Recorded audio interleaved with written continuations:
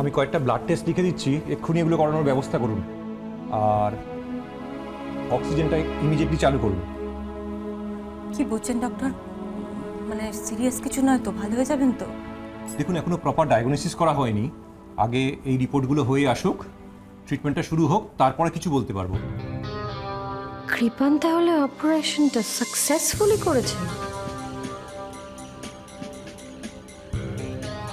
তো তোমাদের ওই ঈশা, তোমাদের ঈশা, সে কোথায় গেল?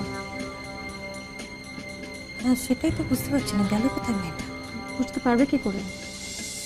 দুজনেই একই রকমের রেসপন্সিবল, তাই না? ঈশাকে বলে গেলাম তোমাদেরই ঈশা, যে এখানে থাকো, বাবাকে একটু দেখাশোনা করো, কিন্তু মুখে বললো আছি, দেখছি, অথচ এসে দেখছি নেই, উধাও। ঈশা এতটা দায়িত্বজ্ঞানহীন হতে পারে না। ও তো ঈশাই নয়, দুজনে একই রকম দায়িত্বজ্ঞানহীন। পাখিয়া একজন ডাক্তারকে ফোন করার নাম করে বেরিয়ে যে গেল, তার কোনো পাত্তা নেই।